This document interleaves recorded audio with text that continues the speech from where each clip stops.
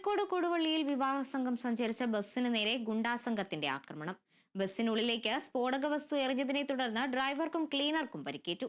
വാഹനം ഉരസിയതുമായി ബന്ധപ്പെട്ട തർക്കമാണ് ആക്രമണത്തിന് കാരണം.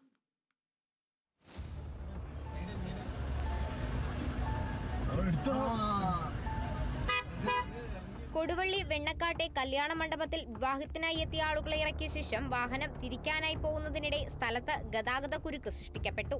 ഇതിൽ അസ്വസ്ഥരായ ഷമീറും സംഘവും ബസ് ജീവനക്കാരുമായി കാറിൽ ബസ് ഉരസിയെന്നാരോപിച്ച് തട്ടിക്കേറുകയായിരുന്നു.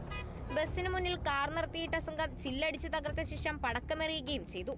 പടക്കങ്ങളിലൊന്ന് അടുത്തുള്ള പെട്രോൾ പമ്പിന് സമീപം വീഴുകയും വലിയ ശബ്ദത്തോടെ പൊട്ടുകയും ചെയ്തു. പമ്പിനകത്ത് വീണ പടക്കം പൊട്ടാഞ്ഞതിനാൽ വൻ അപകടമാണ് ഒഴിവായത്. സ്ഥലത്തുനിന്നും രക്ഷപ്പെട്ട സംഘത്തിലെ 2 പേരെ മടവൂർ മുക്കിൽ വെച്ച് പോലീസ് പിടികൂടുകയായിരുന്നു. ആടി ഷമീർ എന്ന മുഹമ്മദ് ഷമീർ, കോളവയിൽ അസീസ് എന്നിവരെയാണ് പോലീസ് പിടികൂടിയത്. ഗുണ്ടാസംഘത്തിന്റെ ആക്രമണത്തിൽ 3 പോലീസുകാർക്ക് പരിക്കേറ്റു. സലീം വധക്കേസ്, കൊടുവള്ളിയിലെ വ്യാപാരിയെ തട്ടിക്കൊണ്ടുപോയ കേസടക്കം നിരവധി കേസുകളിൽ പ്രതിയാണ് ആടി ഷമീർ. Kerala vision news, Kozhikode.